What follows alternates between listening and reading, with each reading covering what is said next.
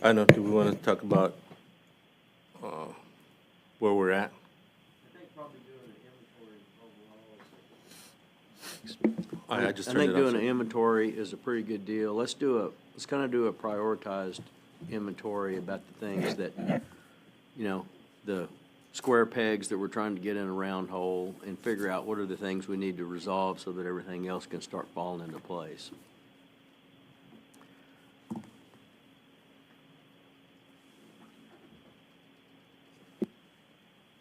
You got a list, right? A spreadsheet. You want to start at the top? Yeah, I mean, I can, but just need to address what we need Sure. to address. Yes, sir.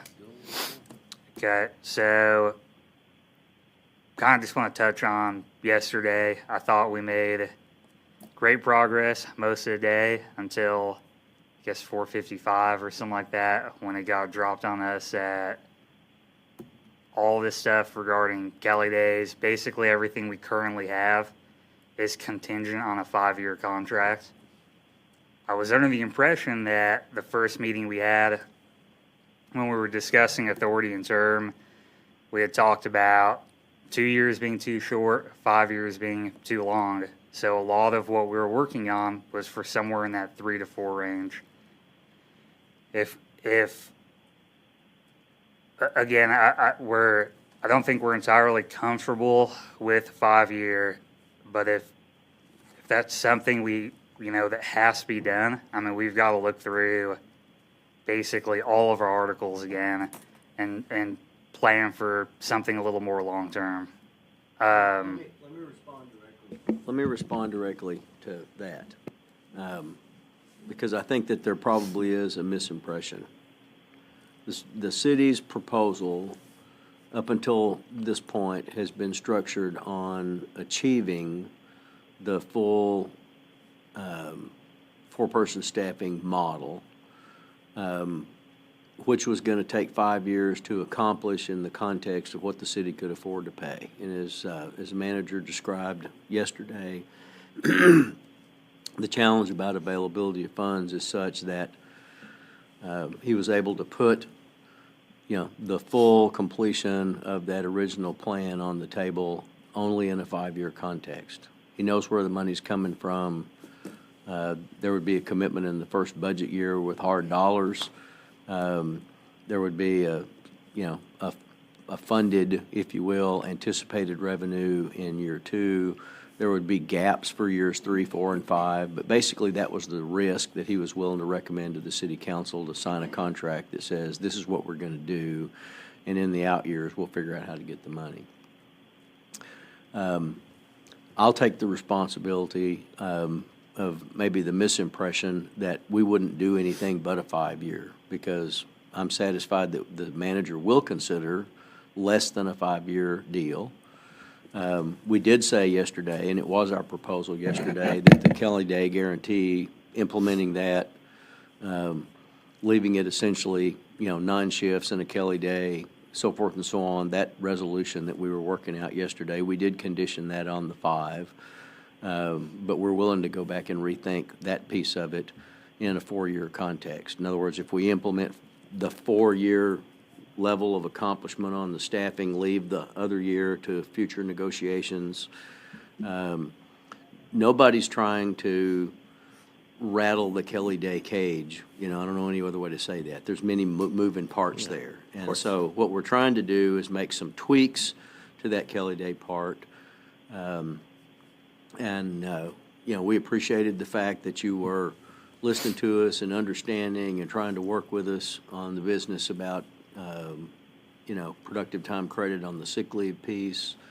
I just think we need to have a candid discussion about what are the hang-ups that we can resolve, either get them the way you want them or get them better than what they are to where you believe your members can support them. Because the city is committed to doing as much as we can in this contract on the staffing. And so that's kind of the way we'd like to proceed, and I'm still really optimistic we can get all those issues resolved. I know there was some other hang-up on discipline yesterday when we talked about that. Chief's down here because we wanted to have a discussion about that. I know that, as you look at these other contracts, most of them that have the leave forfeiture provision, are at 1-to-1 instead of 1.5. Didn't occur to us that that was gonna be as big a deal as the way you see it. We don't look through the same glasses y'all look through, about that kind of stuff. I think there's good reasons, for the chief to say, I think 1.5 is necessary if I'm actually gonna not have somebody that gets a smaller paycheck, that gets their attention. We're not trying to do bad things to firefighters. We're trying to make sure that we have a tool that says, you need to follow the rules and you need to, do what the department requires. And that's just, that's what discipline's about. But I'm satisfied we can solve that problem. If we have to leave it alone and have a 143 model, instead of what we put on the table, we're still open to being flexible about how we solve those kind of problems. We don't want to create issues for you being able to get member support for this contract. There are a number of things that are not our primary objectives.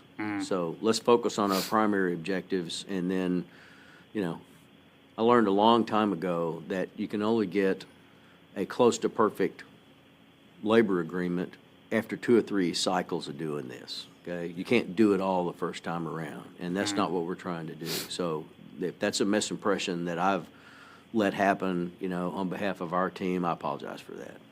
And from our perspective, our objective has been, again, we've made good progress securing and capturing that progress we have, which is why a lot of our proposals were, again, copy and pasted Right out of the city. from how we've been doing it for 20 or 30 years. And I think that's what our membership's going to expect of us, is to come with a contract that secures what we currently have. I mean, that's their number one priority when surveying the membership. And I think the discussion was had that if staffing's the big hang-up, I mean, if that needs to be pulled from the contract, then it is what it is, and we figure it out. But priority number one is going to be securing what we have. Let's see if we can't, we'll go back and have a discussion about a 4-year. If you're willing to consider a 4-year to accomplish the first 4 years of what we had committed to on staffing, I think that's probably doable, and I think the manager would probably support that.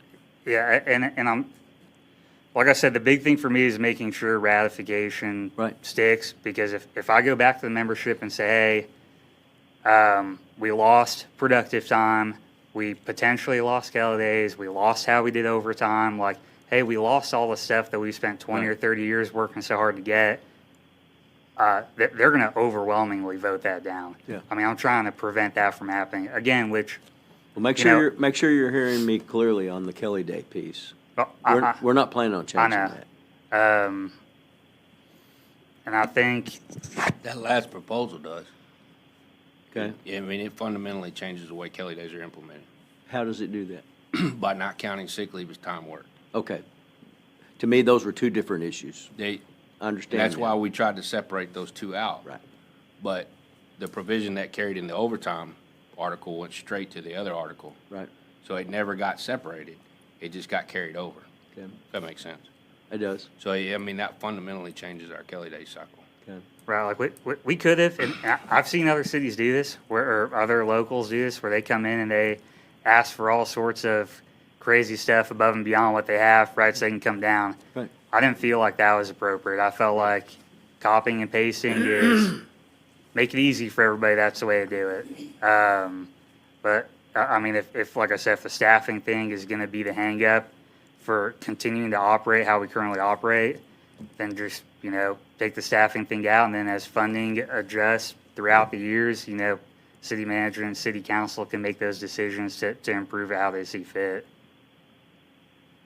So is there, the way y'all see it, is there a way for us to, because some of y'all, maybe not all y'all, but some of y'all recognized at least the logic behind, if I'm off on sick leave, I really don't have an entitlement to overtime. Is there a way to make that adjustment in the way that Kelly Day works and still have a reliable, consistent Kelly Day model to where people get their Kelly Day space, they get their Kelly Day time off, and their overtime expectations, but for being out on sick leave, are still met. Is that an objective that we can accomplish? Or are you telling me that getting credit for sick leave is essential to having a Kelly Day that people are satisfied with?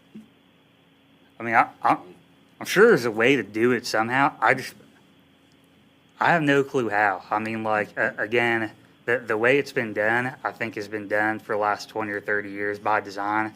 I mean, hasn't been changed in 20 years, right? So I don't know what the change is for, how we implement it and make it work. I don't know. I mean, I don't know. I think when you look at it from an implementation standpoint, like how do we implement that? If we look at, just take the alarm office, for example, they're on a 365-day cycle.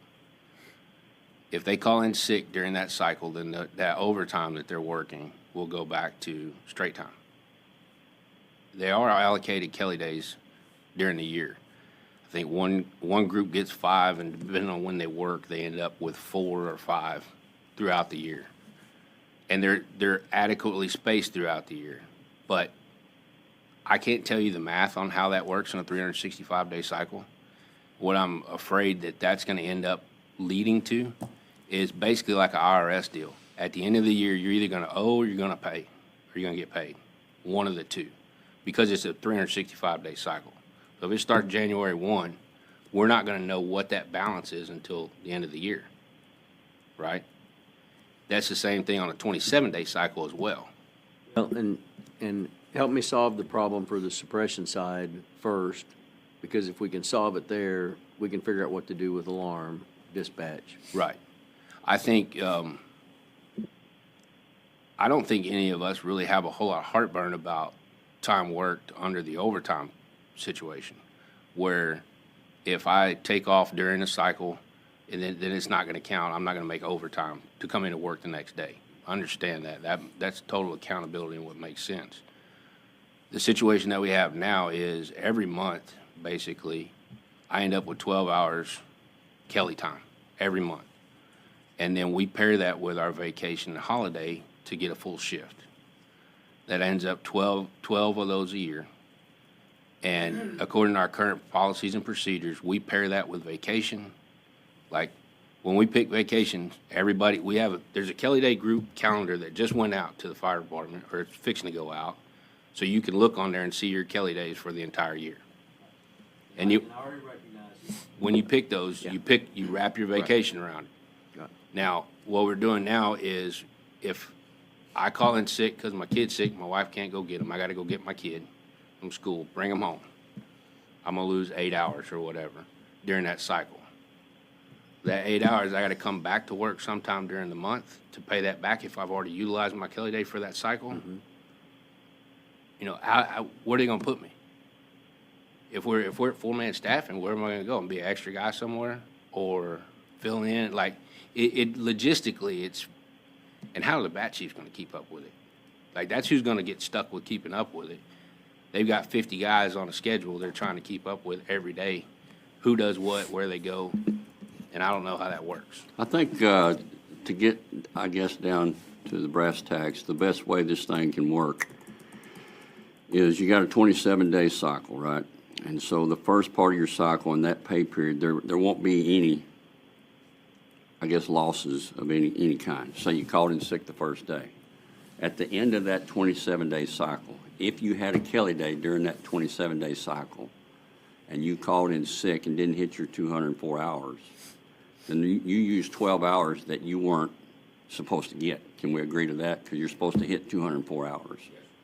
So all we would do is go back and credit that 12 hours back to the city, either vacation time or holiday time, to give that time back to the city. Now, if you didn't call in sick, then if you took off and went and got your kids and you were gone for 8 hours, only 8 hours would be charged back to you. You'd still get your Kelly Day. But the time would come off at the end, just whatever you have in the bank to pay the city back for what you took. That's the simple way. Well, I think that I understand that model makes sense on the outset. I think the problem that we would have is going back to the members and saying, hey, we lost this time. like, Well, that's because it's federal gonna be law. a loss of time. That's where we're going with the And- federal law thing. Right, but I mean, if we want, FLSA is a minimum standard that it has to be. Any employer can go over FLSA standards if they want to, and I think we can make adjustments, and we've done that in the alarm office with a 365-day cycle. FLSA says 7 to 28 days. That's what the cycle should be.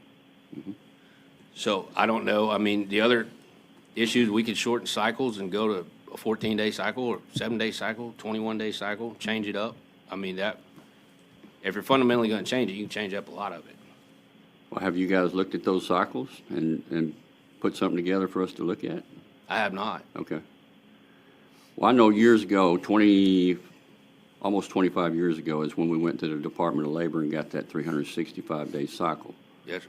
for the alarm office. Otherwise, we were caught, and I was caught in it, where you're working 5 days on, 5 days off, 12 hours in the morning, skip a day, work 12 hours in the evening. I was in that. Yeah, it was terrible. And so it went to a 24/72 schedule, and Chief White was here, and that's when we called the Department of Labor in. And Dallas is doing it, Fort Worth's doing it. So we got several cities that are working the same schedule based upon that approval. Right. Now, the challenge there, you're right, if you call in sick through the year in dispatch, which I don't want to go chasing that rabbit too far, there's going to have to be time accredited back somehow if you take a Kelly day.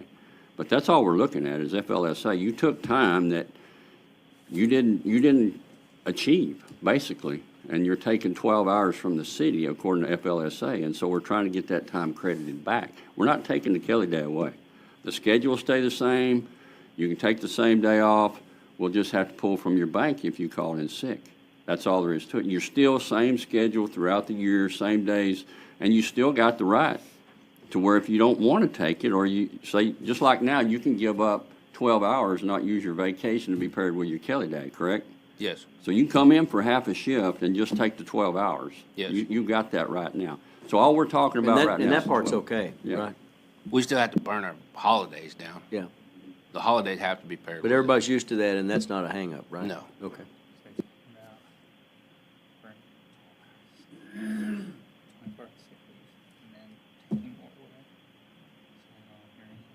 Mhm. Because it's not time work. So it doesn't count. Yeah, I guess I'll just ask you guys just for clarification. So the way I'm understanding it on the explanation, so if somebody calls in sick, they lose 24 hours of sick leave, and then they're also going to lose 12 hours of vacation. No, they're not losing 12 Oh, hours of okay. sick leave. They're actually I getting got- paid. I got it. Yeah. Like I said, sometimes we just gotta talk it out and it clicks. So You're using 12 hours of the yeah, sick leave. you're off. They're getting that time back. Well, Totally get it. What if you don't I really have appreciate any? I really appreciate the fact that y'all are trying to help us solve this problem. The city's perspective on this, and, you know, I see that it's a disconnect, you know, for what y'all are trying to accomplish and take back to your members.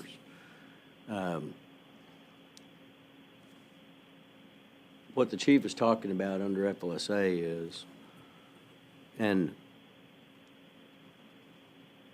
the sick leave piece of this, as I said yesterday, in our comparator cities, typically firefighters are not, you know, getting credit for the sick leave hours in their overtime.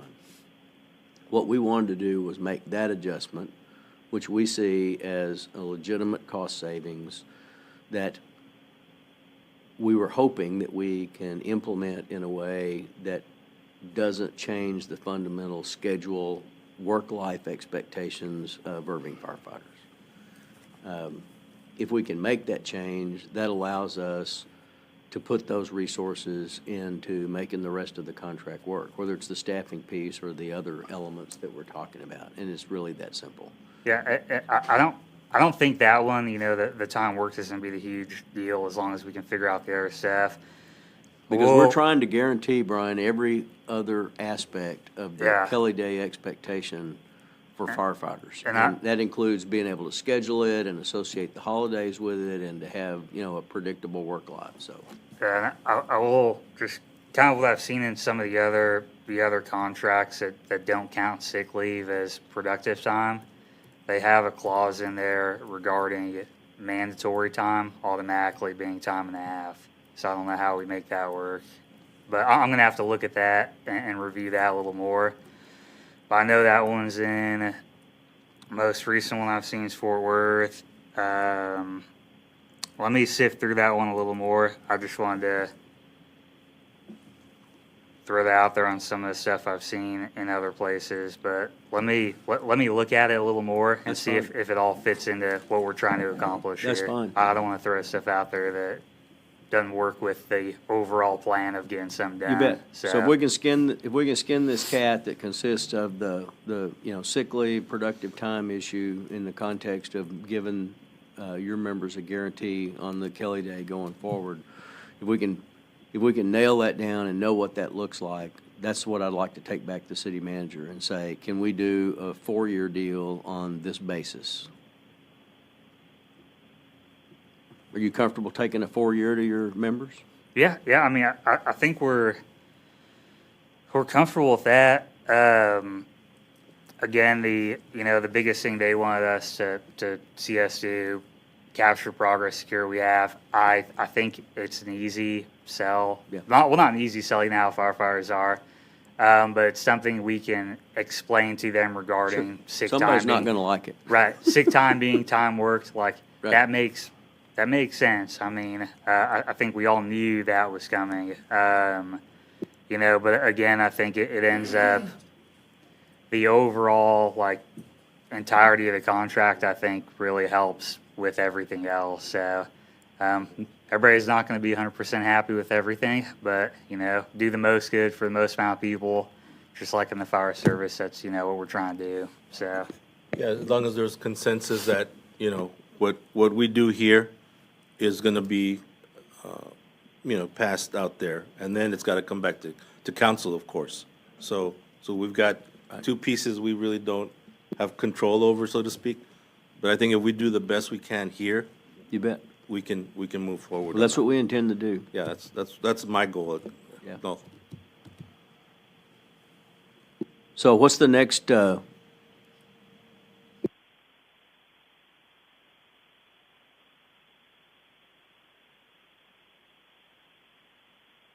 what's the next issue that's the most problematic in terms of a package that you can go back and have confidence that you can get it passed?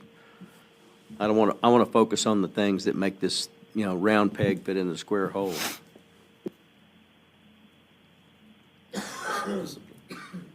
yeah, I mean, we're gonna have to sift through the discipline one a little bit. Like I said, I didn't get a whole lot of time yesterday to sift through that one. I know that's his deal regarding the 1.5, so we can wait for him. But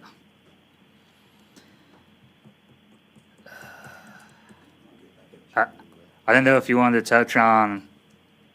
I guess the funding obligations isn't really a big deal right now, is it? I don't know. We could touch on it. I was just trying to get some education on it. That's all. But Did we resolve your issue on funding obligation yesterday when we, I don't think we wrote this in a revised draft, but thought it was clear at the table yesterday. We're taking out the provision about how the contract, is eliminated if we get to one of those trigger points. We just make the adjustment, the contract continues otherwise, and it just affects that funding cycle. okay, yeah. I mean, I think it's fine. Like I said, I was trying to, for ourselves, get an understanding on the B section. I think Section A is legally required. Again, I don't have an issue with it per se, but I don't quite understand it. Good. So You made a very good point, that it didn't make sense to you, and we revisited that, and we agree with you that the contract shouldn't be terminated if we have one of those, shortfall events. And the way that process would work, and it, comes from the Austin contract, it has never happened in Austin, but the way it's intended to work, historically, just came from the way the budget process works down there in Austin, and they have a clear, forward-moving five-year plan, and it has revenue projections, and it has actual expenditures, and it just kind of goes in this, moving five-year cycle. So if Ed Banino, who's the finance director, decides that, we're .40 short of the projected funds, for all these departments, then he tells the city manager tells the city council, and they put an agenda item on there. Do we make adjustments in the two public safety contracts for some or part of that .40 shortfall in fiscal revenues this year? And the council gets an option to decide, do we do it or not? It's not automatic. It gives you or your members and the citizens an opportunity to go in and say, take the money from somewhere else, or everybody, has to, cut back and, not eating a dessert or whatever they have to do in order to make it work. And it's that simple. It just gives the city the flexibility to do that. And the Austin conclusion was that's the fairest process that we can come up with to recognize that we may actually have a real shortfall of funds and have to make changes. Yeah. And then council members decide, and maybe they don't make any change in what gets funded in the contract, and maybe they do half of it, or maybe they do all of it, and they can only decrease the dedicated funds into the contract by the amount that the finance director has found the shortfall is. Okay. Yeah, and on that piece, though, as long as, we're a part of that discussion. Since we are a stakeholder, we're a part of the discussion. That's why I wrote it that Yeah, way, we are, because yeah. you're at the table and at the podium having your say. Yeah, it makes, it makes sense to me. Yeah, like I said, I just wanted the education a little bit.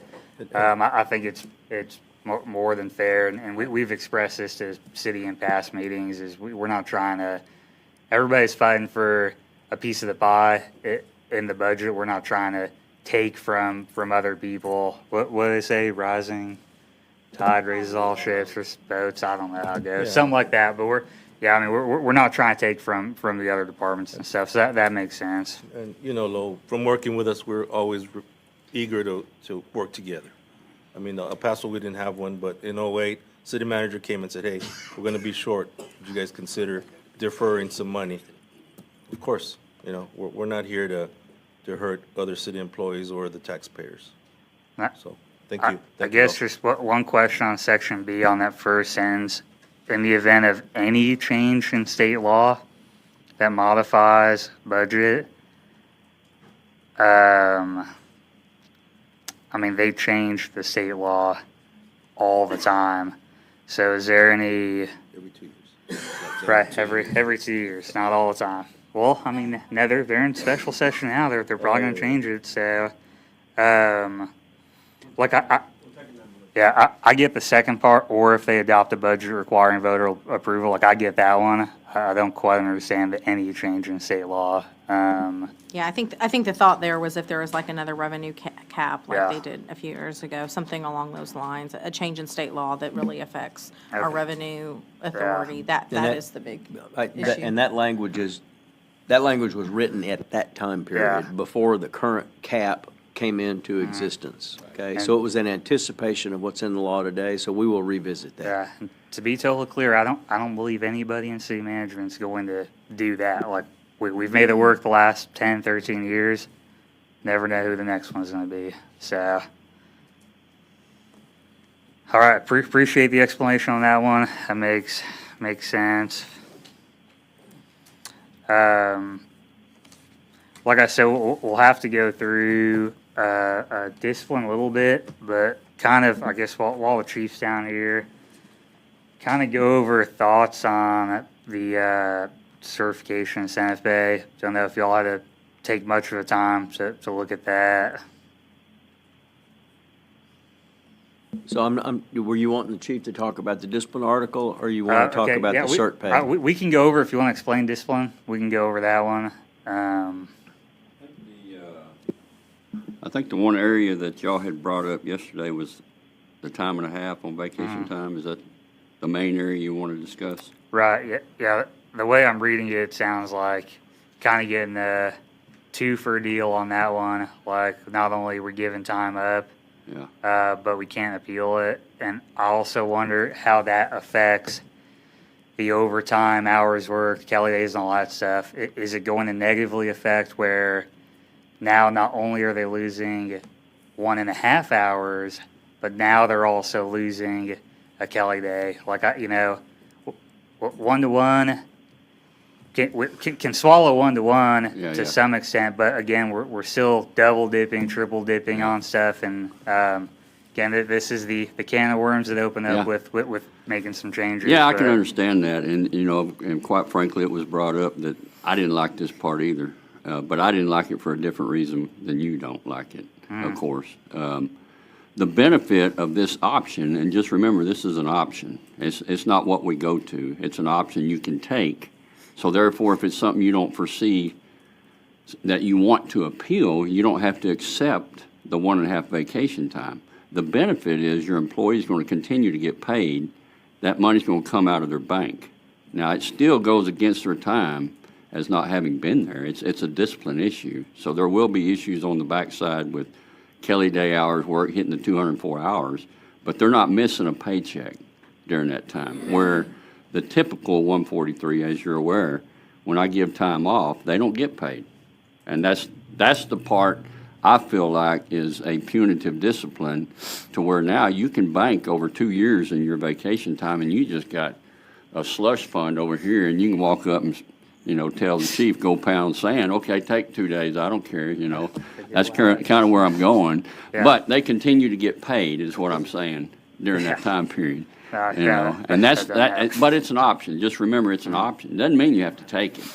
You can go down the 143 trail like we've done before, or you can take this. Okay, well, there's no way you're going to get out of this. Just take it. You don't lose any money. We pull a 1.5 out of your vacation, just going back to work and forget it. So I think those are the way. That's how it needs to be explained to your people. Is you're not going to lose money out of your pocket. You're going to lose some out of your vacation account. So, what's your questions on that?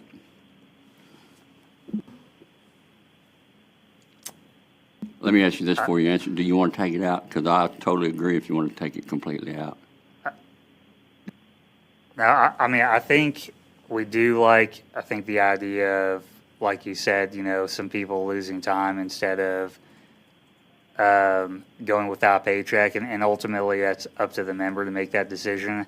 I think the biggest thing for us is just kind of piecing this into the grand scheme of everything else, how it does affect other stuff. And I get what you're saying. It is supposed to be punitive in nature, right? It's discipline. Trying to avoid potential confusion, headaches with payroll and that kind of stuff. And let us look at this one a little bit and see, I guess, kind of how it overall plays into everything. Yeah, like I said, if you want to take it out, if that's better for your members, I support that 100%. Okay, we can discuss that, Chief, but Okay. one of my concerns is, does this trigger more appeals? I'm not gonna lose 1.5, I'll take my chances with a hearing officer. Well, I Or an think, arbitrator. yeah, I can see that point, but I feel like if somebody really thinks they're in the right and I'm in the wrong, they're going to appeal it no matter what. It's just all there is. That's what I think. But if they're just, black and white, you're wrong, you're not going to win this. Take the 1.5 out of your account. Don't lose any money out of your pocket, and let's get on down the road. That's an option for you guys. And quite frankly, the city manager is the one that agreed to put that in there, and against my advice. So. Okay, we'll take a look at that one. Okay. Yeah, And It was me and the city manager against the fire chief. It was. Lowell was going to talk me into it, but he didn't convince me. Yeah, and quite frankly, I'm hoping that the establishment of a disciplinary matrix kind of mitigates a lot of these common occurrence stuff. Yeah, I think you're just talking about big-time stuff that we have to investigate. That makes sense. Yeah, we'll talk about it a little bit. Again, we'll see how it kind of fits into the. Yeah, and I want to tell you again, to, Joe and the whole team over there, I appreciate, I think that y'all are making a serious effort to make this work the way it needs to work.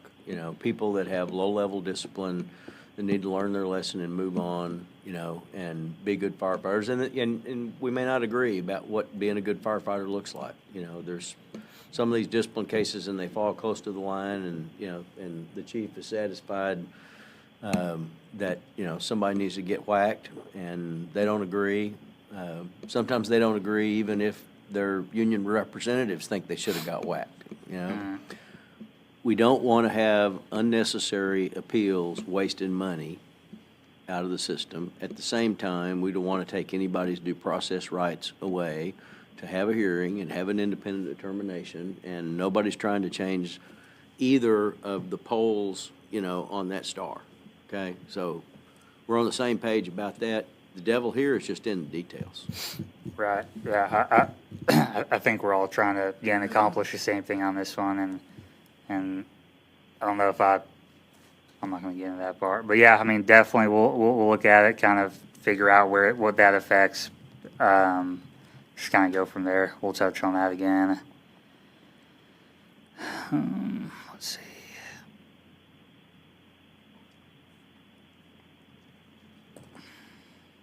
And we are going to go back in our next caucus and talk about the cert pay pieces. Okay, I'd like to get the structural pieces of this deal to where we're satisfied that we can make it fly. The way I see the cert pay, that's kind of the icing on the cake, and we'll figure out, whatever we can afford to put into that at the end, where the people that are doing the most work or bringing the competence to the table or whatever, that we adjust those as appropriate. And that's, in my mind, that's close to the last piece, but we're ready to do that. okay, yeah, we're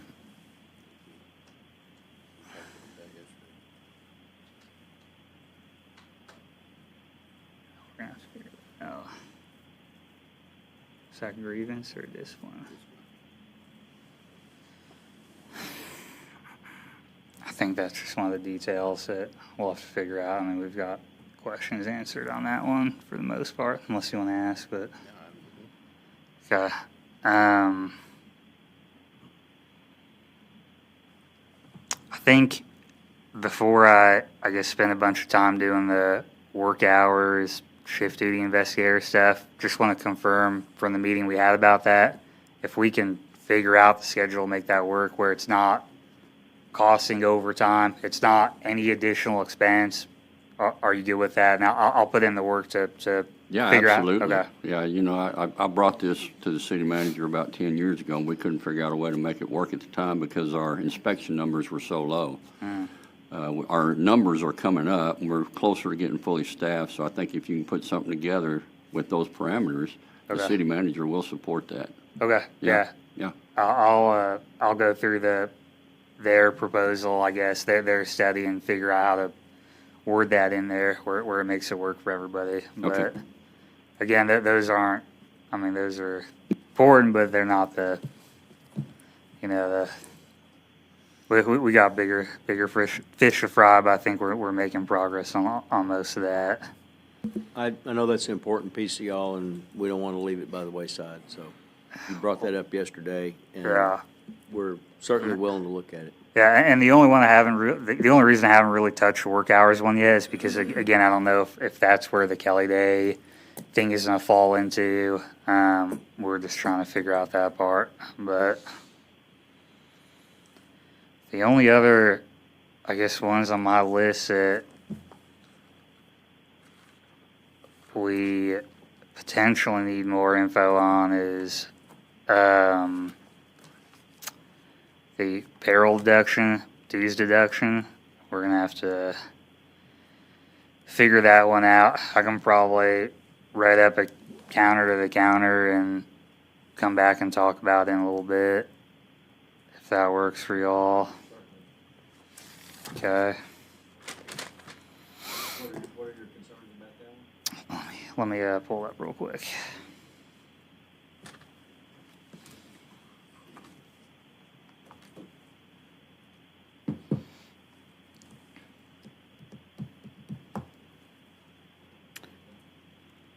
Yeah, I think if I remember, I got it here. The counter from the city was having to get paperwork every year from each person to continue doing the dues. It takes months for us to get this paperwork initially done from the members. We have them sign everything on the dues deduction. At the very bottom, it says they agree that dues will go up based on our Constitution bylaws, which is 1% of firefighter salary. So every year, if there's a raise, that dues automatically go up whatever, $1.50, whatever it may be. So, sounds like your hangup is with the annual requirement for everybody to sign up again. Yeah, that would be, Let us explore a model that allows people to authorize it, and then they have to opt out by signing something to get out. So I think the current language does say what Lowell just said. That's what I thought it did. The only annual requirement is to get a due schedule from the association annually. we do that annually. I mean, Right. we Yes. give it to y'all with I what didn't think we had a everybody- problem here. We will fix this. We'll look Okay. at it. Yeah, me- let's look at the language and just make sure we're Okay. reading it the same, because when I read that, Brian, I think it's in line with what you just said. Okay, and then the only other one on there was the special assessments. I touched on it the first time. We have never done an assessment.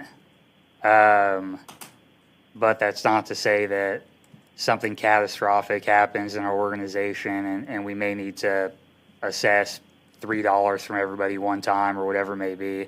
We've never done it, but it's in our bylaws that allows us to do it. As far as you know, 20-some years, you've never done it, right?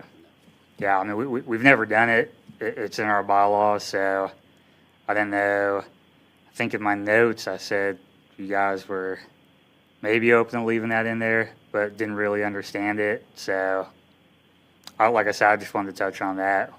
We'll talk about that. Okay.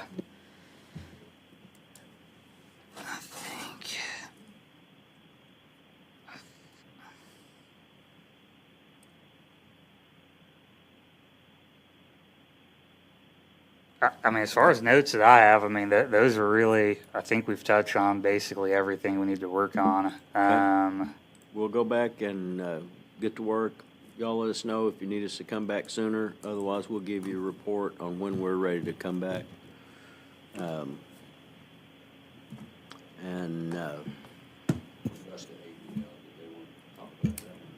I think that we have everything in place on ABL except just the trade time, and Yeah. we talked yesterday about just having somebody cover shift time where somebody's out, somewhere advocating against the city. Or it may not even. That's what we do. Or it may not even be advocating against the city. It may be. You understand? It may be a political training that- activity or something else. Yeah, or a train that's not included on that list. Right. Somebody can cover. Yeah. I mean, that's I the think only- we're on the same page. We just need to get the language right. You want to give us a counter back on that? Because as I understand it, you're just saying if somebody covers your time. I think all I did was just strike, you guys added time for time. Right. I just struck for time.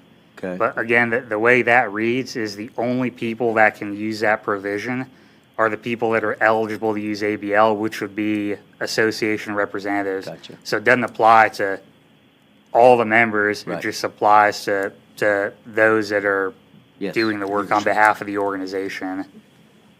Yeah, I think our concern was just making sure that it's like they're volunteering to give time and not being offered some sort of remuneration for that time Right. from the association. Yeah. So I think if we just clean up that language, I think we can get there. Yeah, that includes the association paying them.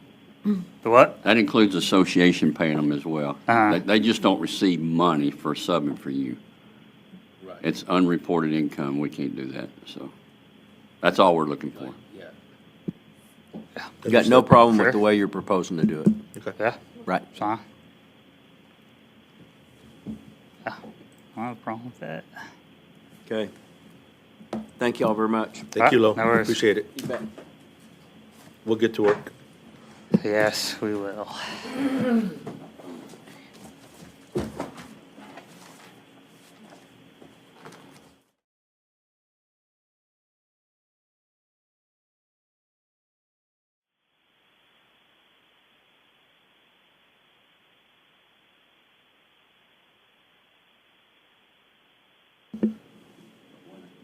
So we sent you several modified proposals pursuant to our earlier discussions. I don't know if you, hadn't been too long, have you had an opportunity to look through those? Briefly, the ABL one, I mean, I think we're fine with that one.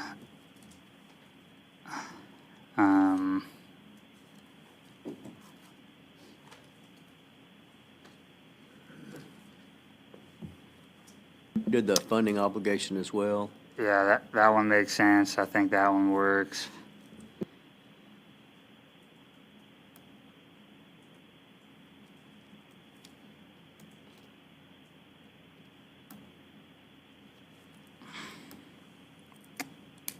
I guess the only other thing I was thinking on the ABL on the written request required, I wonder if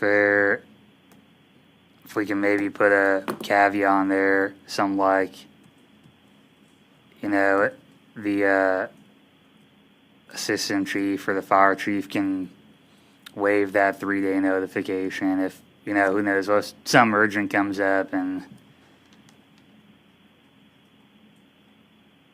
you know what I'm saying? Like if I get called to be somewhere, like 24 hours heads up for some sort of discipline or whatever it may be, I can explain to the chief, like, hey, this literally just popped up. It's only be a couple hours. You good with that?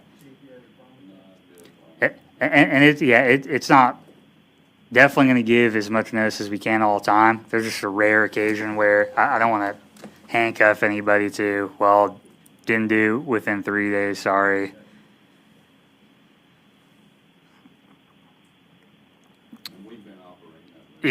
Yeah, like I mentioned before, it's not, don't have any issues with how we're currently doing it. I think the beginning positions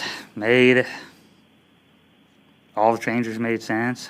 I mean, pretty straightforward in there.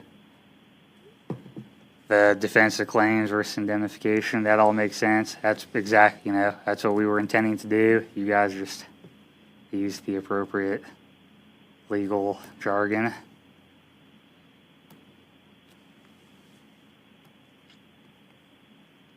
So we'll tweak, we'll put that language in there on the waiver based on unusual circumstances. Yeah. And get it ready to sign then. Yeah, that one should be fine. Right. Like I said, I think the beginning positions will be fine.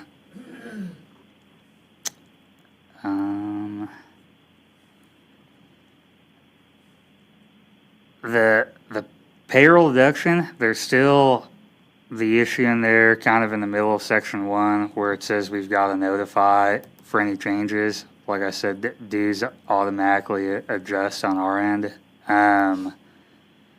Now, every time I look at this article, it keeps getting longer and longer. Is there issue with us just every other contract I've seen regarding this particular section is like literally one paragraph and then a small paragraph about you guys or the city's indemnified from whatever, mistakes or stuff we made. I'm just trying to figure out, like, can we just shorten it? Okay, so I think on the special assessments, you had asked us to go back and look at that, and we did. And so we reinserted your original language with a few tweaks. Now, we've never done that before. Obviously, I think, Daniel had mentioned you all haven't really done those either as an association. So we just aren't really sure what that looks like. And so we want to make sure we're getting the information we need to process that correctly. So not meant to be too onerous, Yeah. but just meant to make sure we can get the name, employee ID to process that correctly. That was all that was intended to be added in section 2 on the special assessments. Yeah, still in the middle of section 1, it says the amount shall remain constant until the city is notified in writing. Yeah, you're up on that, right? So on payroll deductions, when you say, and I guess we need to understand, when you say that they automatically increase, is that like on a time schedule? Because how do we know when the dues go up? We have to process that with payroll. Yeah, so background, Yeah. I've been doing it for a number of years back with Becky, and Becky was always phenomenal. When our members come in, they sign the form. form. And it says they authorize this basically in perpetuity. And when that's done, every year, if we receive a raise that year, our dues automatically go up by bylaws. And so the email would get sent to Becky, hey, everybody's dues need to go up by this amount, and she would process that. That's how we've done it for, So that happens time. annually, your dues are increased? It's tied to a pay. It's tied to set the payroll. So when Okay. pay goes up. If pay goes up, 1% dues go of the firefighters. but if pay goes down, No. then dues would go down, obviously. Or if there's any change or it stays flat. Okay, That's how we've done it in the past. But the change that the city makes is preceded by an email from y'all that says. Correct. Here's the change. And that's The change because applies to everyone. we brought those bylaws in years ago and said, this is the way it works. How do we do this? And that's how we've done everything with payroll. right. For as long as I've been around, is we walk in and go, how do we make this work? What's best for y'all? What's Right. the easiest way for y'all to implement this? And that's how we've ended up to where we are today. And I think that is exactly what we're trying to get to also. Right. Part of the challenge we're having is right now those dues are fluctuating because there are additional They're different amounts. contributions that can be added or tacked on. And so trying to find out, A, what the dues are assessed on an annual basis so that we can be consistent for payroll purposes and how we deduct it. And still not put any additional kind of burden on the individual firefighter than what is happening currently, which is they fill out the form, and that's the form we keep until they come in and change it or reduce. And they do sometimes. I mean, Yes. they go to HR and say, I want out. Right. And- So- and they'll so leave. That's what we're trying to do here. I guess, we can figure out, I think an email is fine if that's how you want to give the due schedule. Like It Janet just we're says not in trying to make writing. it- We're not trying to make it complicated. So you're just looking for an annual spreadsheet Yes, that's appropriate, not sure. a new form, because that's No. kind of the way. And let me you read it. rephrase what we're looking for. What we don't want is we don't want the city to have to figure it out so that we can get it wrong. Correct. Oh, yeah, Yes. yeah. We want to be able to just implement it the way you told us. Yeah. Yes, sir. It's just like a credit union. The credit union, if I go down there and get a new loan, I sign the paperwork at the credit union, they send an email to HR, start taking out more money.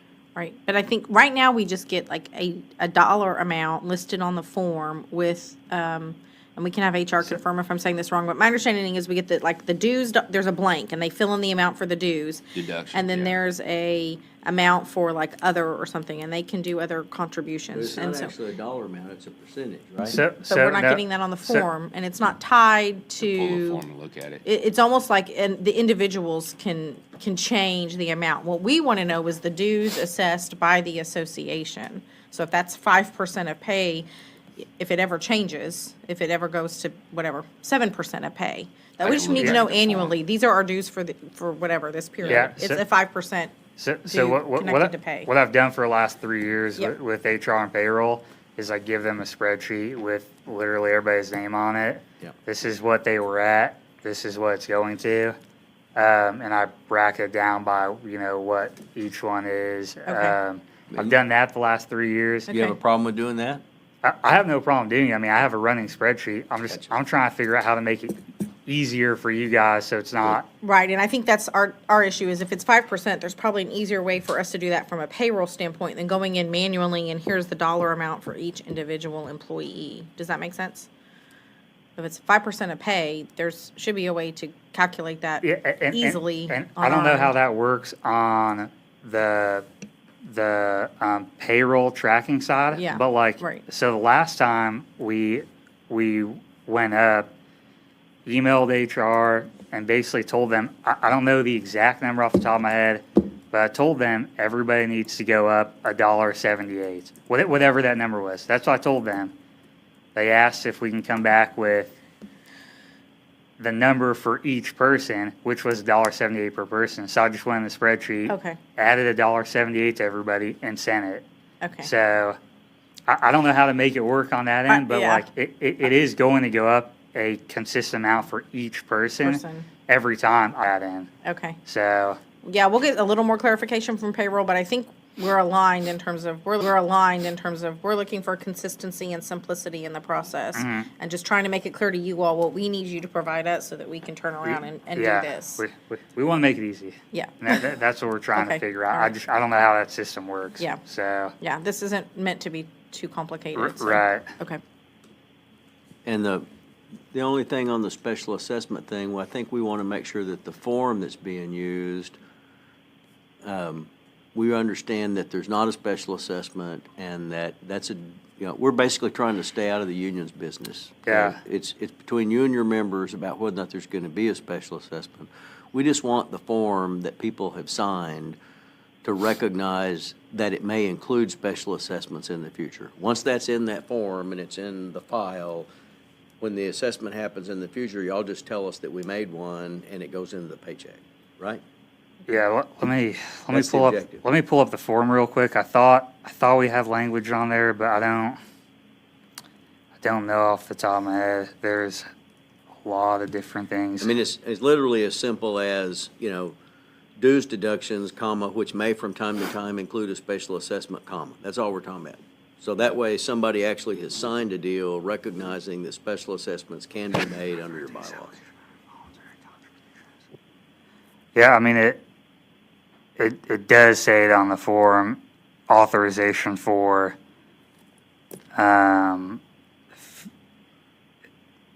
I guess fees isn't an assessment, so, okay, let me, That's just a one-time deal. Yeah. Change the form and use it from now. yeah, let me figure out, let me figure it out so we can make it easy. I hope we never have to do an assessment. So, I guess worst case scenario, if we need to do one, we just have everybody email us that they agree to an assessment. I don't know. Yeah, we're trying to make it simpler than that. Yeah. All we're talking about is, we do this one form, we make the form substitution, and then that's just the way it is from now on, because it's just in there. Yeah. That means that when any one of your new people signs off, they say, I'm agreeing to dues deductions and potentially to special assessments under union bylaws. And if that's in the form, everybody's good. Yeah, the form doesn't have to have the dollar amount. The dollar Okay. amount can come in the form of the Excel spreadsheet, which I think is acceptable Oh. for payroll Okay. purposes and for Wait. HR. Okay. Does that make Well, sense? It's yeah. really just the authorization to Yeah. say, yes, you can deduct, and then whatever the amount is what we get from you all, Okay. telling us what the amount is. We'll work on some form for that, and then we'll make it work. So I think what we should do on this article is Janet can kind of, coordinate with this. I guess you're gonna be on a boat, so I can probably get this who can done work on today. this after today if we don't get it done today? All right, we'll figure that out. We'll figure that And out. We'll get, we have HR folks who can assist. Yeah. And then, I guess the only other, so those are the four you guys sent us. I think they're mostly squared away. ABL, funding, Funding's good. payroll, deduction, and what else? Lateral. Oh, laterals. Yeah. The lateral language to me, like I said, looks Gotcha. fine. So The we'll get funding the- obligation looks fine. We'll Yeah, get I'm working on the ABL right now. You mind if no, No, you can take a second. can I run it by, Yeah. I guess, our legal real quick? Just Certainly. make sure it's good, but Certainly. I'm sure it is.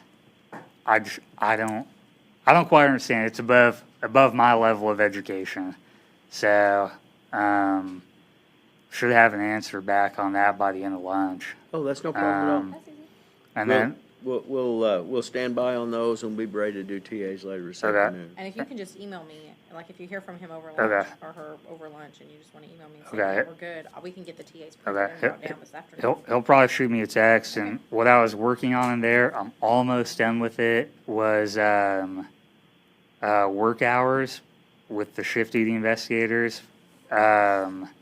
Maintenance of standards, I was finishing that up real quick. And I think you'll be surprised. I think the recommendation for maintenance of standards came from Austin or something like that, with a minor change that, maybe Austin didn't do a phenomenal job on. So, and then I really wanted to leave you guys before lunch with staffing. I'm going to email you guys right now, the staffing one, so you can see it. You can forward it to whoever needs to. And I kind of wanted to explain it before lunch.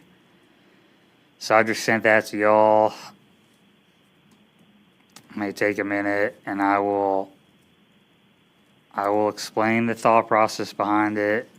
Hopefully, just let me know when you get it.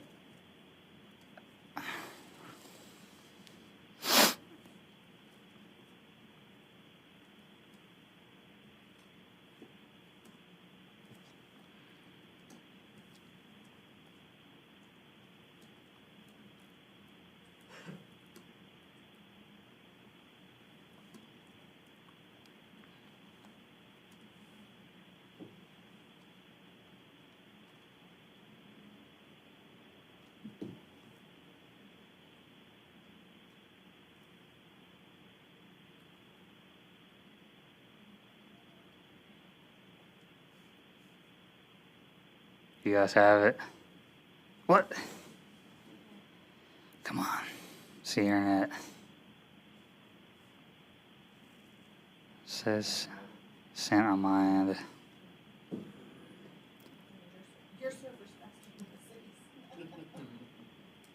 I don't have it yet.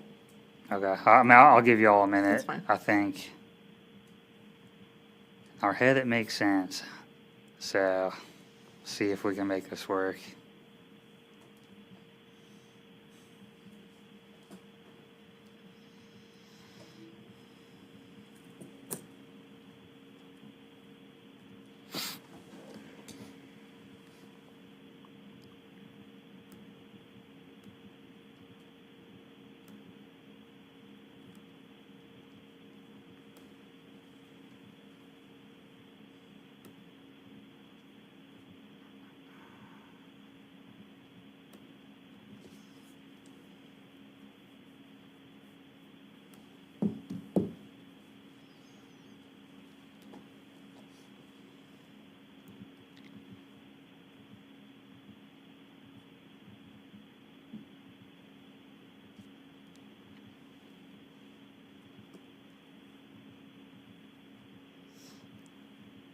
Still nothing? What? Come It's all on. the cybersecurity firewall we have Oh at the my city. goodness. I don't know what it is. It's okay. I can peer over. I guess that thing's not on. I mean, Yeah, yeah, I can see it, yeah. okay. So, I think that the goal of what we're trying to do with staffing, I mean, I think is pretty much spelled out in section 2. Section 1 remain the same, of course. Chief has discretion to assign people. The whole point of the staffing thing, what we're trying to accomplish is people in seats, right? 4 people on equipment. We've seen the GIS study y'all were sent time and time again. I don't have to go into it. I mean, 4-person staffing is critical, not just for us, but for the citizens we protect. So Section A, so fiscal year 25-26. Before the unfortunate incident with Station 9, minimum staffing was 86 per day. It's currently 84, but it was 86 up until 6 months ago. Those people are still employed. We just reduced the minimum number a little bit. So with fiscal year 25-26 making it 87, technically only adding 1 more position than what was already approved before the Station 9 accident.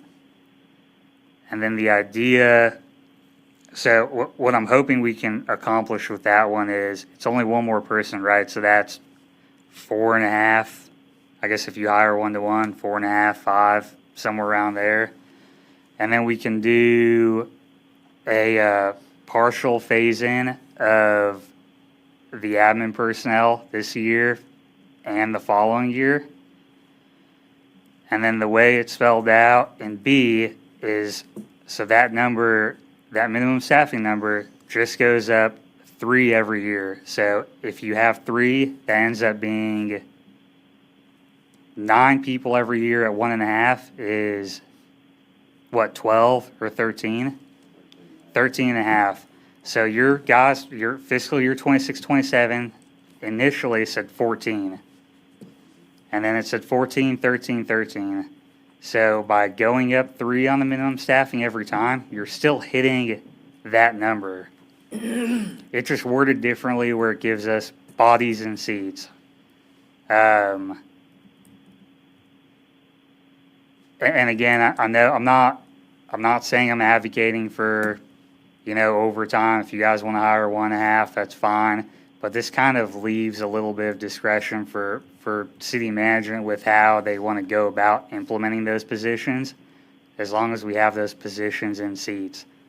And again, having the number of 3, the math ends up still being about 14, 14, 13, 13. And it just goes for the duration of the agreement. So if it's 4-year agreement, the number ends up being about the same as what your guys' number was. And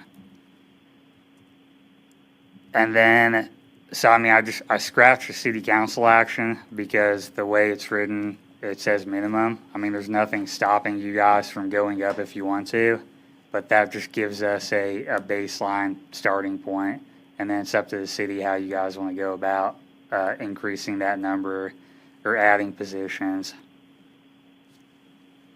Well, But you all had put in the language on the increases. I think our change to that was the RIF should be required under 143. Just us making clear that we could still follow that process. For what? For a RIF, a reduction in force under 143. If we need to do one, we would follow the process that's in 143. That was all we changed in that section. You all had the language initially about knowing the increases could be done by city council. Oh, right. Sorry, the That's okay. reduction in force. I missed Yeah. that. I missed that part. Okay. I'd like to see if we're gonna have and maybe this falls into the funding obligations article, but if there is, I'm assuming if there is gonna be a reduction in force, that's because there's issues with funding, and we'll have the ability to have those conversations. I don't want to commit to losing positions per se, because maybe the option is the guys or the members would rather make a cut somewhere else and reduce positions. So I guess my thought process is the funding obligations article would cause that trigger where we have the discussion. And that's, maybe I'm misunderstanding it, but I mean, the only reason a reduction in force is going to happen is if there's an issue with funding. And that's going to trigger the funding obligations article. At least we can have the ability to have that discussion before starting to can people. And we'll have that discussion on this side and then respond to this issue here. Yeah, but It's not inconsistent with the article, the way you've written it, that if the personnel are on staff, the reduction in force question could be under the funding obligation. Could also mean taking apparatus out of service if we got to that point. So, yeah, and I don't foresee with the city a reduction in force unless there's some sort of financial issue. and I think you're right. I think everybody sees it the same way. Yeah, and like I said, I think this is accomplishing the same thing you guys are looking at with the number of people. Tried to make it as close to that as we could, but the way we interpret this one is we're putting bodies in seats, and we 100% agree, and I don't know how exactly we word this in there. Totally agree that fire administration needs more people if we're going to be adding more people, which is why our initial proposal for A was 90.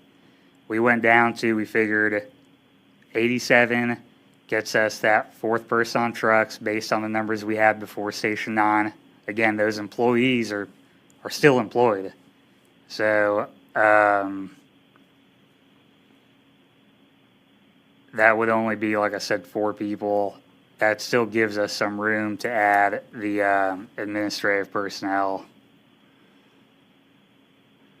But I think we've had a lot of discussion on this. We're hoping it kind of accomplishes the same thing you guys are and we are.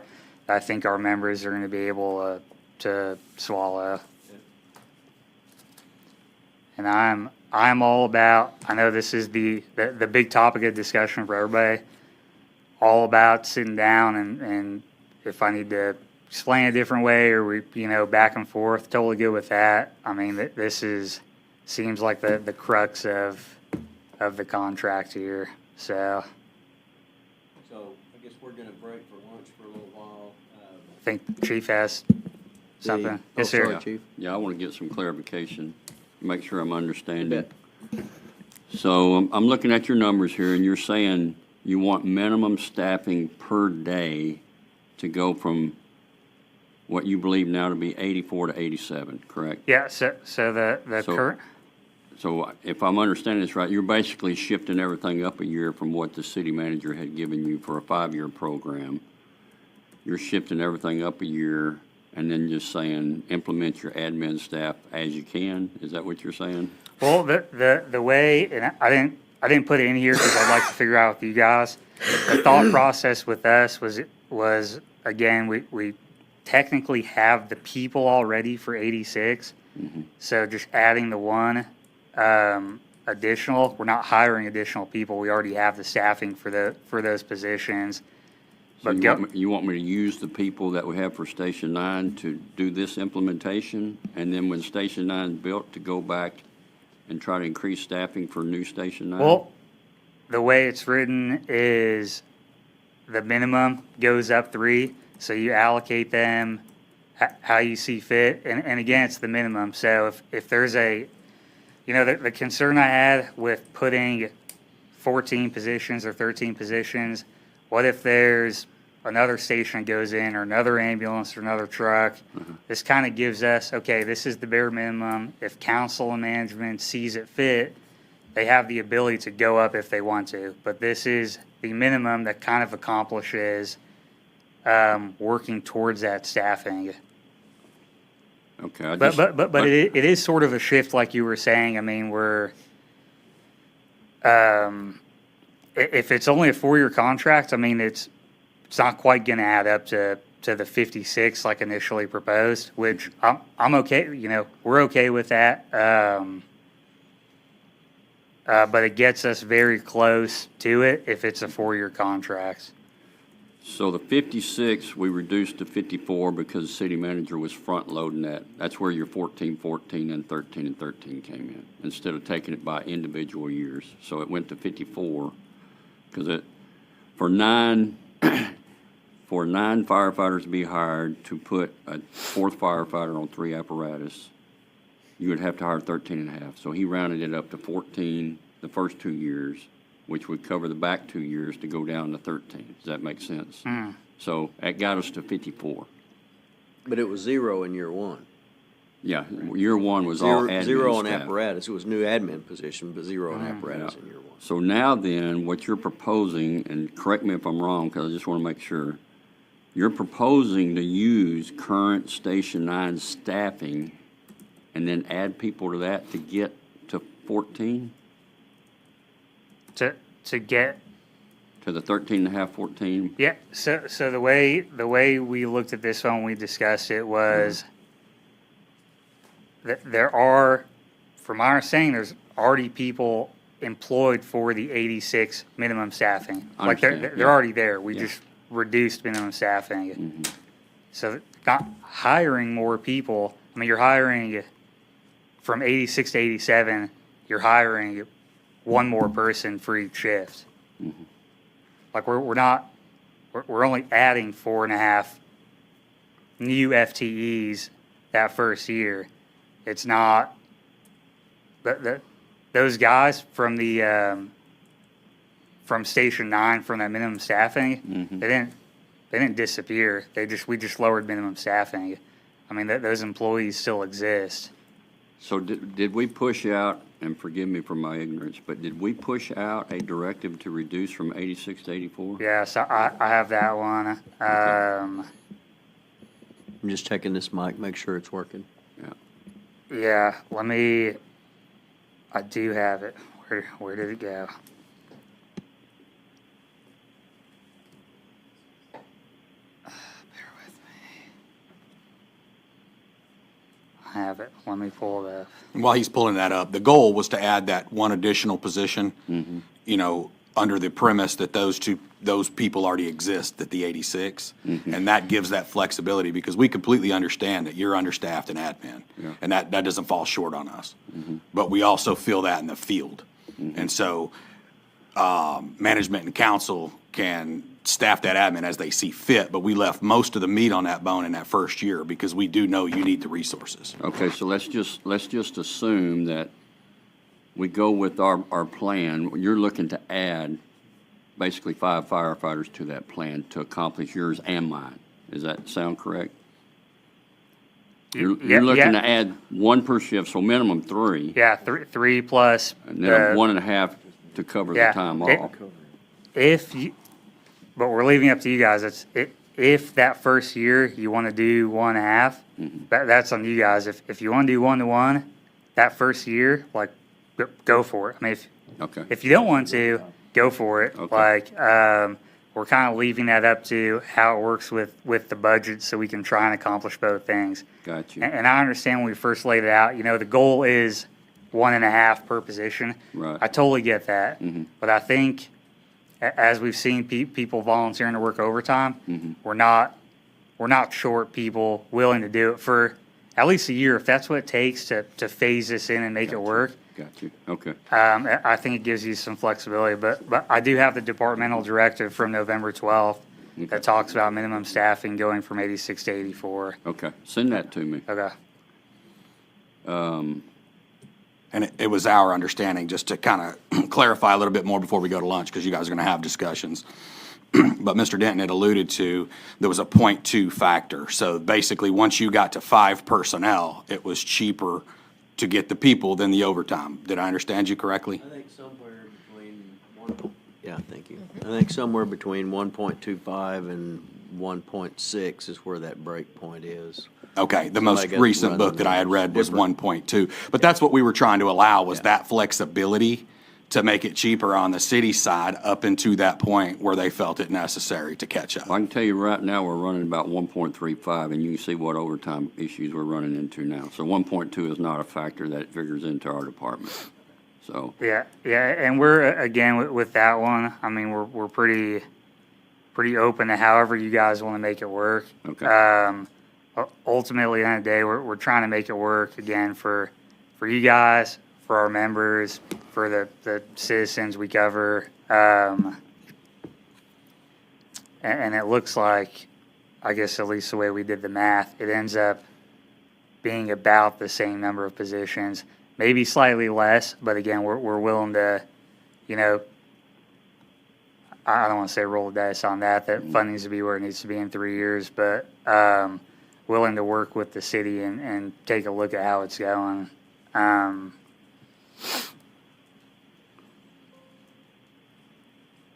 okay, so you do not want the 4 firefighter staffing language in there, because you keep putting minimum staffing back in. Is that accurate?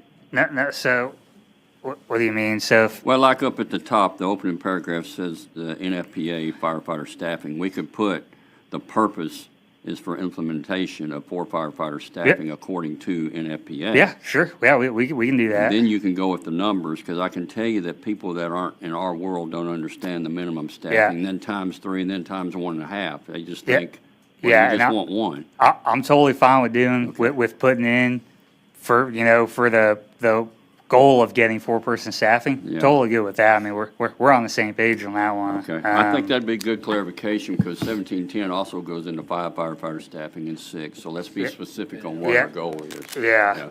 Okay, Yeah, that's a good point. And, Okay. and you stay in compliance with the NFPA standard if you take an apparatus out of service, as long as you got 4 for the ones you have in service. Yeah, I mean, well, we fall off on the compliance for the response times, I guess, but I mean, for staffing, we would still be in compliance. So, I think that accomplishes the objective we're looking for here. So I think we know what we need to talk about here. Obviously, we also know, and I'm not trying to push y'all because this is it takes a while to sort this through and get it typed up and whatnot, but the, sick leave Kelly Day issue is going to be kind of integrated into this, so that's the next part of the puzzle. As soon as we can see that from y'all, then that'll be helpful. Yeah, and again, we're trying to figure out how to make that work. Like, Right. I just don't understand how the payroll side and process works on that one. But we are working on that.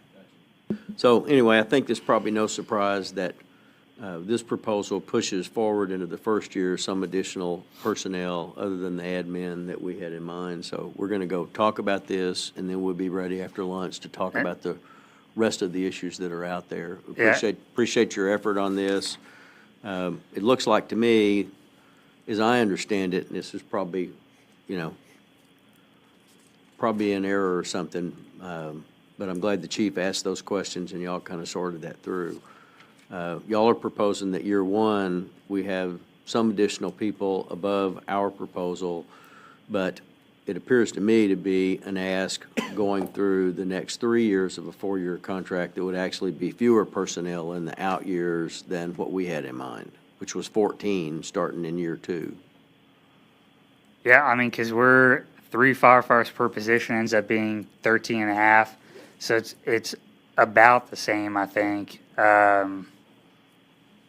But again, I think for us it is important to put in there that they're all minimums. And again, the city and council can do whatever they see fit. Maybe 1 year is going to be better than other years. I don't know. But Okay. I think this gets us not 100% if it's 4 years, but totally fine with that. Gets us close to 100%.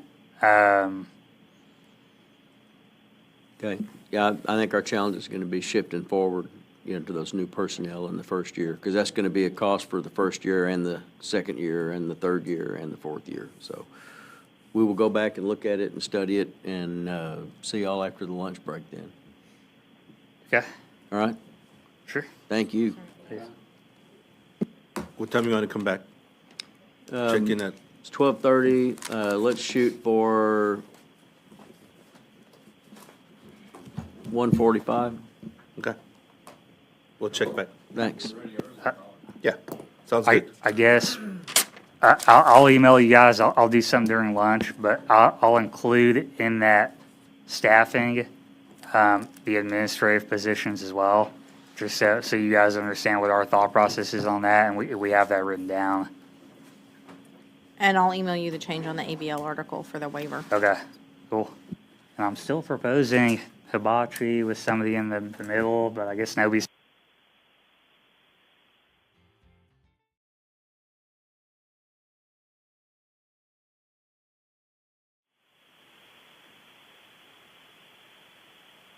All right, so we're back, and it's right at 3 o'clock. I think we've had a productive day. We spent a good bit of time after lunch going through the whole set of things that are still open. Why don't I turn it over to you, Brian or Joe or whoever, give us your feedback about where we are. We had an informal discussion about getting together on maybe a committee meeting to solve the Kelly Day sick leave issue and to get that written up because it requires some staff input and probably actually, some scenario development, whatever we're going to put in the article, and let's play that out and see how it actually works, on the shifts in the station, and that way everybody knows what it means. After we got back together in our caucus, we decided that what we'd like to do is Jason and Orlando and I can be available between now and the 11th. We can leave the 11th, as a bargaining date. And in the meantime, see if we can't get this article hammered out. From our standpoint, it'll be, a proposal or an article or an agreement that's contingent on the rest of the package of the outstanding pending items all coming together. But I'll make that work with my schedule or Becky's, one or the other, to get that article done. So I'll turn it over to you for comments. The ABL article, I think it's probably Yeah, I replied back. We're good on that one. Yeah, Ready we're, to go. we're making it a TA, so I'm gonna have somebody So bring let's, that down now just so we on, can sign. right, just on the record, we have TAs today, even though we haven't signed them, that include ABL, the funding language, the lateral positions, and do we have final language on payroll deduction? From a language standpoint, I don't know what other changes you needed. I mean, did talk to payroll and they're fine with the Excel spreadsheet. So is there anything else in particular on the language? I mean, from our standpoint, we're, like I said, we're trying to memorialize a process to make it simple and just get what we need. And I can work on that one, Okay. and email it to you guys. I think, I mean, I think there was only one change that maybe need to be in there again with the notification for like, mid-year change in writing or something like that. So I can word it some Go sort ahead of. and do that, and let's try to get it exchanged before we have our subcommittee meeting. That we'll just have Yeah. language out of the way. Yeah, and I mean, I'll get that done today or tomorrow. That one will be an easy one. And I'll email that to you guys as soon as I get that one done. So that the full team understands, what the city's dealing with. We are well into the current budget cycle. A lot of assumptions and so forth already kind of set for this year. That budget's going to be going out, I think, end of the week, am I right? Right. And then, of course, there's a budget retreat and there's public meetings after that and so forth. So, we have limited flexibility in the cost on the year one basis. As we look at what the impact of the Kelly Day sick leave article could be, that's going to be relevant to that. And to some extent, even though under a statutory model, it really only covers 1 year, our objective is now to be doing a 4-year agreement. And the city's willing to work forward on the staffing model on a 4-year basis. And we appreciate your understanding of the challenges we've got on the year one part of that. But we're still trying to work with y'all and get it done and make it work. We appreciate the flexibility on that. So, any other feedback today before we wrap up, with the understanding that we're going to have this committee between now and the 11th and resume on the 11th and try to go forward and get things wrapped up? Anything that I left out?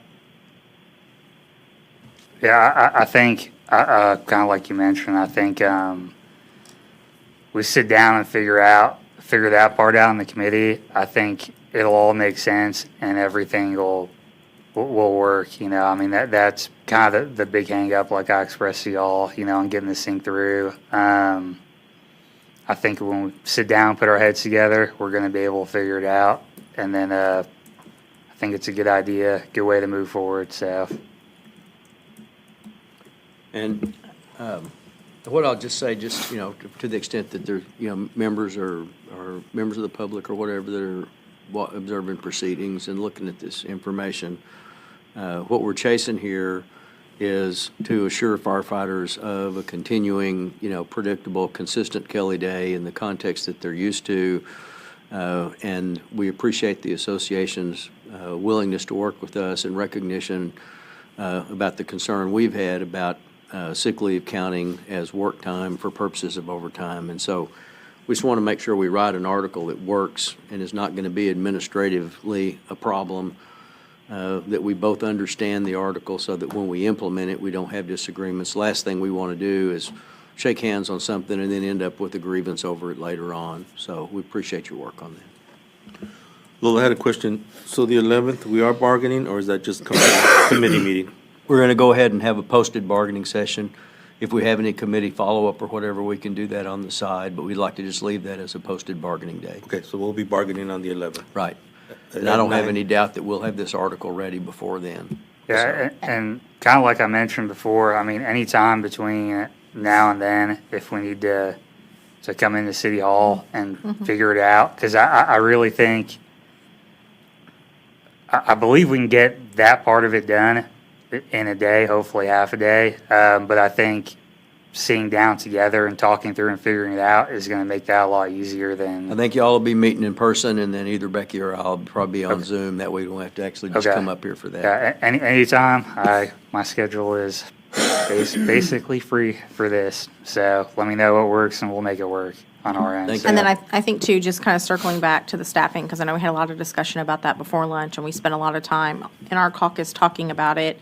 You know, Lowell mentioned kind of, you know, the challenge of where we are with the budget. I wanted to kind of emphasize as well that, you know, the city manager has made a commitment to go ahead and fund the positions that the chief had asked for this upcoming fiscal year that was in his 5-year plan. And so we want to make it clear that, you know, we are still planning to fund those positions for the fire department, which we believe are very crucial to operations. And the chief can add some more to that than I can about, you know, how it really is necessary for the department. Yeah, thank you. So I'm sure you're aware, but I'm not absolutely sure of the positions that we're asking for. Like I said, I think in our first meeting, requesting 2 battalion chief positions. One is logistic or spec ops, be under operations chief, primarily keep up with the specialty teams, their grants, their training, all the requirements thereof.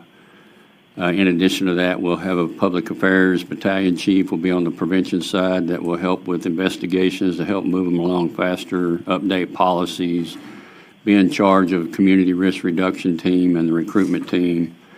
In addition to that, we'll have two lieutenants. One lieutenant will be going out to the academy for the operations side of things to do training on that side of the equation. And on the other side will be an EMS to help our EMS training specialist.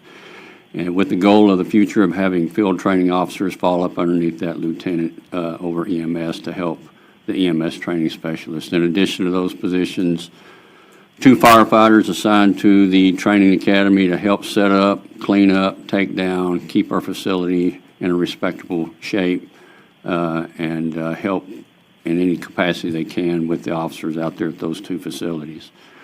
In addition to those 6 positions, 1 clerical staff position. As you know, we currently have 7 downtown. We've got over 400 personnel out in the field. They are worked to death. They're cross-trained. They're trying to help each other keep up. And I can tell you, it's nearly more than they can do. Between accounting, purchasing, payroll, special events, and all the other activities that we do in the fire department.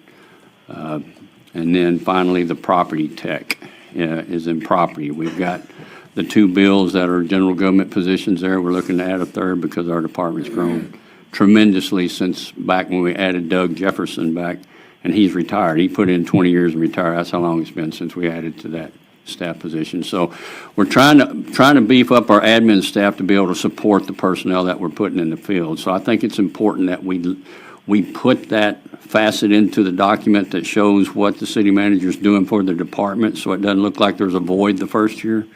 I think your association needs to see what the city manager's doing in year 1 and then the follow-up year 2, 3, and 4, in addition to some other things that we've been talking about today that I think you can carry back to the personnel and show as a win. And that's what we want to give you. We want to give you a win so you can be successful too. We're not looking to take everything. We're looking to negotiate and walk away this thing with both sides being content. That we got something. And that's absolutely what we're trying to do on the same side as well. And I don't know if any of our guys on this side have mentioned it publicly, but I mean, we've had the discussions. But I mean, admin is criminally understaffed. Like, we totally get that and appreciate that. So it's something we've been considering as we're trying to work through this process. So trying to make it work for everybody, proving a little harder than Because there's still additional Irving firefighters, and they're still essential to the mission. So we appreciate that. Yeah. We appreciate y'all recognizing that. Chief does, I know. I think that's probably pretty much it. Do we want to just recognize we're going to do an extension on the We're going to deadline? do a 15-day extension. I'll just get one circulated to you directly, Joe. Yeah. And we'll just get that done. I'll make a call and make that happen. So Sounds we're good. Yeah, agreeing to if- do that, I think the 14th, so it'll start with the 15th and move forward for 15 days. Okay, yeah, and we can either, like I said, when we meet for committee, we can either sign it or sign on the 11th, whatever. I'll just, Totally on circulate it one board. of those days. Totally on board with, like I mentioned, the ground rules. 100% on board with doing extensions. We're all trying to make progress and get some done. 60 days is, turns out, pretty tight window. So extensions, It's not realistic, but we've done a pretty good job, actually. We have, All right. Are there other articles we want to bring up that we need to wrap up, or does everybody know exactly what we have remaining? Don't think we have anything else on the open list that we need to talk about today, do we, Janet? I mean, just to Are get you- TAs on. Or, and on the work hours, like, Yeah. with Brian, were you gonna send so us I- something on that? So I mentioned to you guys up there. Yep, I have all the work hours and stuff spelled out for the shifting investigators and everybody else with your guys' counter with the 365 for dispatch and everything.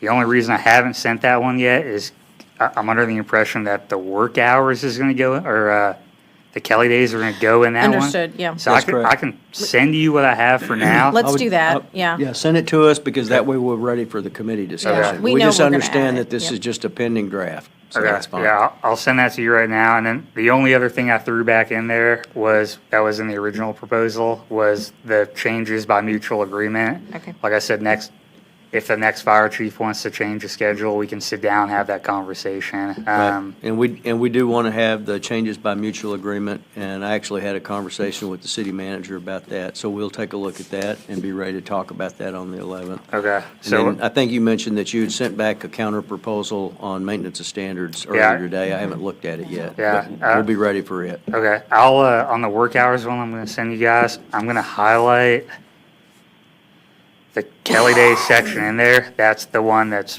from your guys' The one we drafted. counter, and we'll just figure that one out when we figure it out, but it gives you the option or the ability to see the other stuff in there. And I'm, the appendix. yeah, so I put in there some of the language from their proposal with, if one of them shifty investigators on vacation or sick or whatever, it just defaults back to how we currently do it, which is the on-call staff, so you're not paying overtime to backfill that position. And I put in there also, I don't know exactly how we need to word this language, but maybe we can attach an appendix with what that proposal said, because the proposal does spell out, like, if they're not keeping up with investigations or whatever, we can modify that. So I didn't want to write that in like a 10-page article. So if it's already written, maybe we can toss that in the appendix. But I'll send you what I have written for that right now and the appendix, so you guys can look at it. And we're more than happy to modify however to make the language work. But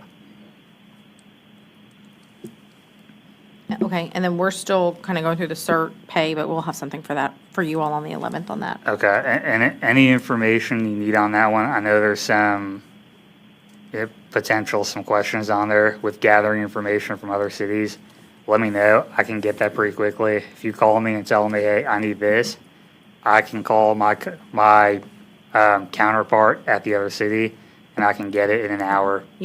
Thank you. You've sent us some stuff, so I know, we've looked at that, so I And we- appreciate that. We have some adjustments in existing pays, and I think the chief's focus is going to be creating compensation for task force members, Okay. so that people that are assigned on the task force will have compensation that way, Okay. so.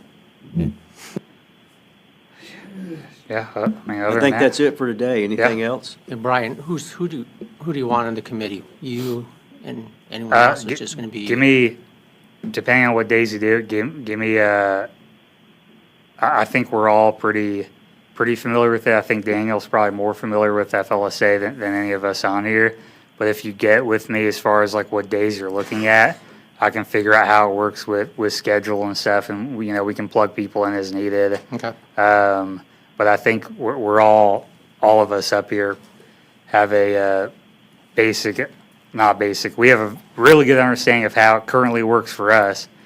We'll just have to talk through the changes together. But as soon as you guys lay out a couple dates you have in mind, I will coordinate with them and we'll get people in there. But like I said, I'm entirely free. Okay. So, Yeah, Linda would probably be reaching out to you to Okay. find the days that work for everyone.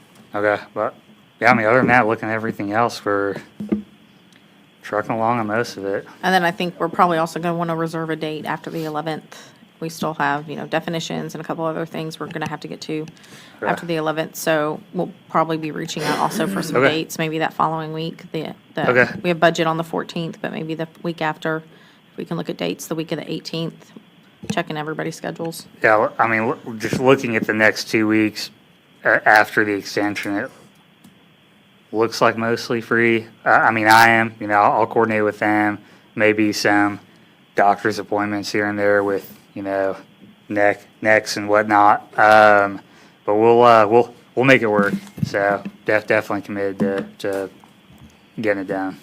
Can you check your schedule? I think McLean said he's available tomorrow. He's limited, so check your schedule for Marcy, for the committee, see if you have some opportunities there. Okay. Yeah, I mean, if you have some days in mind, since we're wrapping up early today, I can. He's got tomorrow and August 7th, I think is his. I mean, just as a committee, just go in and talk to him back and forth. You talking about by Zoom? Yeah. Okay. Well, McLean has tomorrow and the 7th. Okay. Yeah, we're just gonna try to I hammer am some stuff also, out and then run it by him. Okay. Yeah, it sounds like several of us are available on the 7th. Okay. If we need to make tomorrow work, this afternoon, let me If the see what I can 7th, make if the work. 7th works for y'all, let's just kind of preliminary set that date, Okay. and that way we can everybody check your schedule and make sure.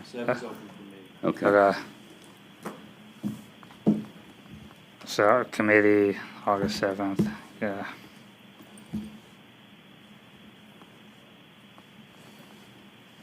We'll make that work. What time? Whatever works for you guys. You want to get a full day out of it and Yeah, come in just at start 9, early. we can do that. If you guys have other, Start early. I know Thursdays are busy days for y'all, so whatever works, let us know. 9 o'clock? Sure, yeah. Keep it the same. And do you, I mean, with that one in particular, I think we're gonna end up having probably computers and software and whatnot. Is there some other random room we can meet up? We can figure it out when we get here, but, Yeah, we could probably look at one of the conference rooms upstairs Okay. where we have a larger screen that we Okay. can plug into. we'll figure it out when we get here. I'm Yep. sure you guys will Yep. track us down, so.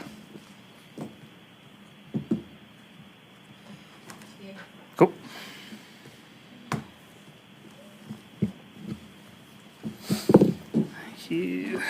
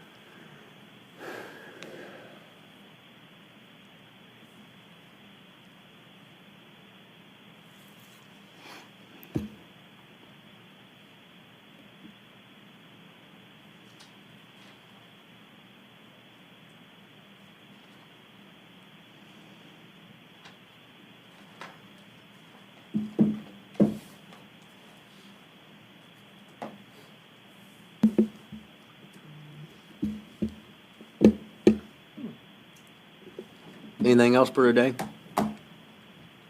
We thank y'all.